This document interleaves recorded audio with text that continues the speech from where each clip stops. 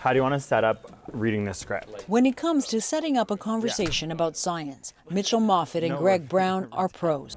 What are we talking about today? Talking about vaccines. The Toronto-based duo behind ASAP Science take on stuff people are talking about. Go for it. And right now, this is it.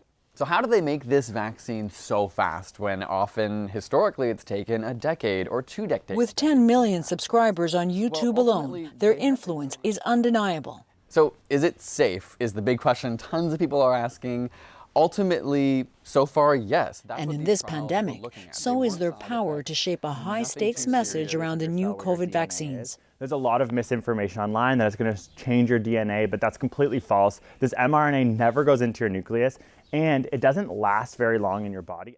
There's definitely some wild conspiracy theories. Not even that they're necessarily worth sharing, but just like the kind of extreme things that this is like, microchipped and brain control. And so you see anything. I think that's the frustrating part about misinformation is that anyone can say anything. But misinformation and conspiracy theories are always going to be more quote unquote sexy or interesting than science. Science is nuanced. So when this pandemic hit, it was just like very clear to us what we needed to do, what we wanted to do. We wanted to explain how they work and what happens to your body. As science communicators, Brown and Moffat use fact to combat fiction and to address understandable questions. So what exactly does this mRNA do?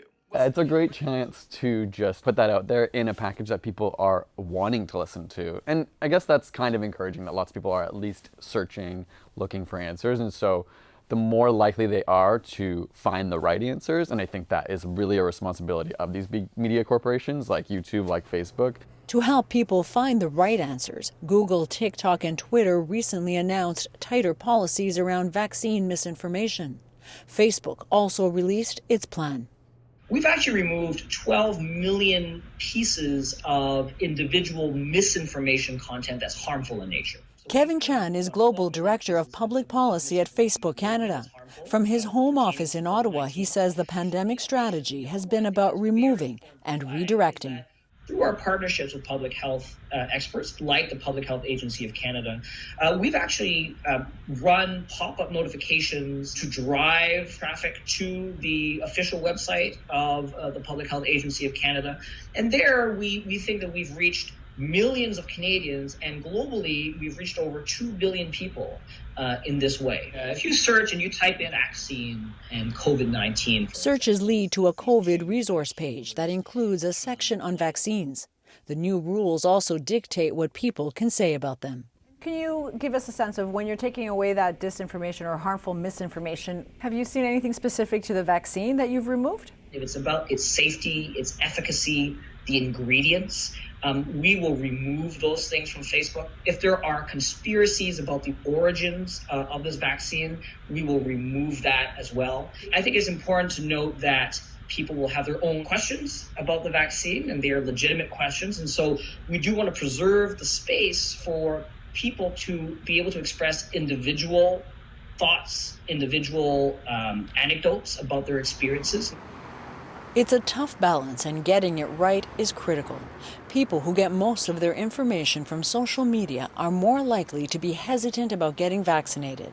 The concern is a barrage of misleading content could harden that hesitancy, posing a risk to herd immunity and to the way out of this pandemic.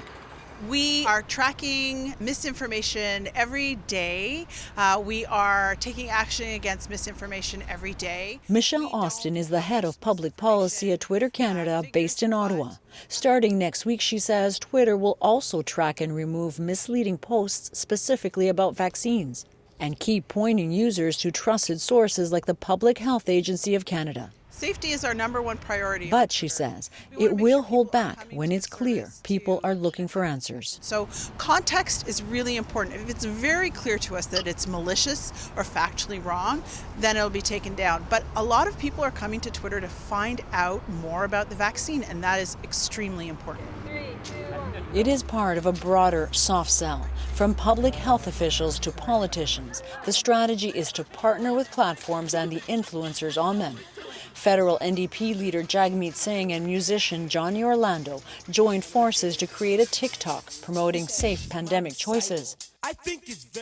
With Orlando's nearly 10 million followers, it's a surefire way to reach the masses.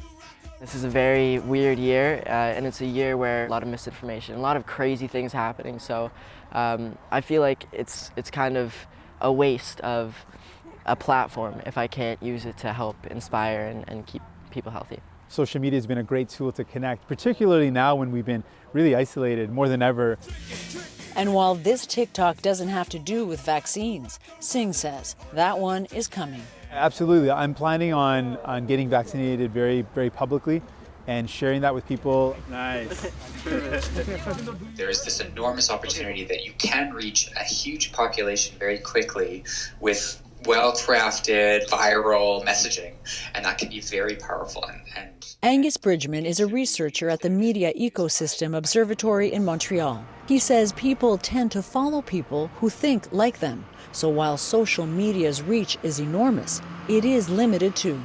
when a creator comes out with a piece of content and shares it to their followers, it's already likely that that group of followers already is going to maybe believe that message or agree with them already. And so they might not be able to move the needle very much. And the communities that are not following them, that maybe need that messaging more, they won't get it. Bridgman says more could be done to reach vaccine-hesitant people if the government moves in to regulate social media platforms and the misinformation on them. Especially during a pandemic when face-to-face contact is limited, these online spaces happen to be the primary forms of conversation about an issue.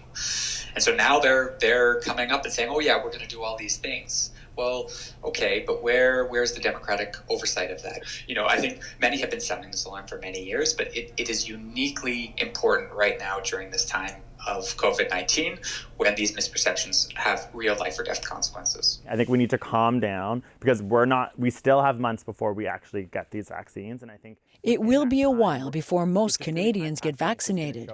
Time, say Moffitt and Brown, for science to keep making its case. It's just going to be time passing. It's just going to show even more efficacy, even more safety. That I would honestly say, let's not get too riled up and start fighting right now. Let's just relax and be like, let's let this play out because it will be fine. We all want to protect ourselves. We all want to protect our families, our kids. And so I think to simply educate people is like really powerful. Thank you all so much for watching. I hope this video was helpful for understanding the virus and the vaccine. And make sure to subscribe for more science. And the hope is, when it comes to vaccines, the facts will win the day. Okay. That's good. Tear down. Joanna Rumiliotis, CBC News, Toronto.